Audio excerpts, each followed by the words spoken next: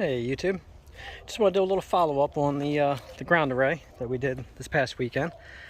So everything looks good, everything's holding up. I'm going to come out here this weekend. We're supposed to get some rain tomorrow. Come out here and clean the panels up a little bit. But so far they've been working beautiful. So we had pretty much sun for the most of the day today. So these actually started producing pretty good. So far, it's about 4,200 watts worth of panels, and I think we've hit a high of close to 30, I think it was like 3870, I think it hit. And if you really think about it, that's not bad, considering these panels right now are kind of set in between summer and winter sun. Right now, they could actually come up about 3.5 inches, and that would be set perfect for the winter sun. So they're not fully optimized for the winter. What we're going to do this spring is I'm going to go ahead and take all these panels off. I'm going to do a pipe, like a movable rack system I'm going to build here. And we're going to basically build the whole entire frame in 2 sections. So from the back side, I can adjust these 4 panels, so that way it's not so heavy trying to move the whole unit. And that'll set it up for the winter sun. And then for the summer sun, obviously pretty much where it's set is where it's going to be. So I'll have a full video on that when we do that project, but I'll take you inside real fast. I'll show you the Midnight Classics, how this array so far is produced today. And like I said, the 320s on the roof, they catch, like right now, they're catching the evening sun, because as you see, the sun is now back there. And these panels now are starting to go into the shade, so these have actually dropped down on what they're producing. And then the ones on the roof are the ones that are now picking up, but the batteries are charged, so I'm pretty sure I'm on float right now on both charge controllers. So let's head on in and I will show you the little bit of the unit downstairs. Alright, so here's the brains of the operation. So as you see, they're still producing a little bit down here. So far today, this one has put out 19.6 kilowatt hours, and as you see, the watts have dropped. It's on float right now. The roof array, that's putting out a little bit. That's on float MPP2, and as you see, with the sun now setting, it's going on, almost 5 o'clock. So again, this is producing good. So almost 7 kilowatt hours out of this one. This one over here, this is the Midnight 200. This is a Midnight 250. So I have the 12 320 watt panels on the 250s, which helped get the VOCs up where I needed it, but that pretty much maxed this one out as far as wattage. This one over here, this has got the 12 350 watt panels on it.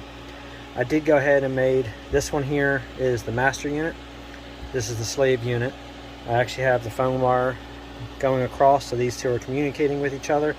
So once this one knows where its charge is, it'll tell this one to basically shut down, go to absorb. It pretty much tells it what it needs to do.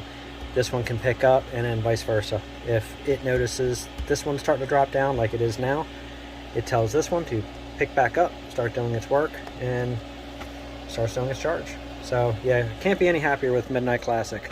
As far as even talking to the customer service, Todd at Midnight Classic, he's been awesome through this whole entire thing. Every question I've ever had setting any of this stuff up, I mean, he answers just like that. So definitely shout out to Midnight Solar. Awesome company, great people to work with, especially Todd. So this is the combiner box for the roof array.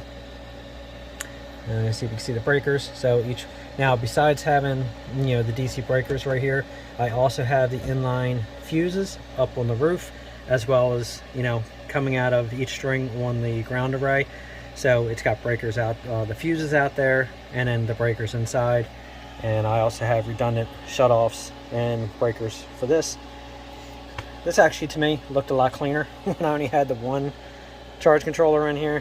So yeah, I still try to keep everything fairly decent. So for the system that is, I got everything cleaned up the best I can. Obviously there's always room for improvement, but I'm not complaining. As you see, the batteries, nice charge through the day when these things are like maxing out as far as the sun coming in. Yeah, this thing hits 14 and a half, going on 15 easy.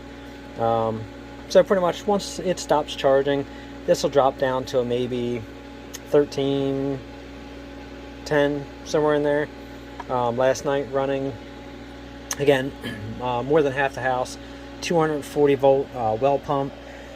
It's 150 feet in the ground.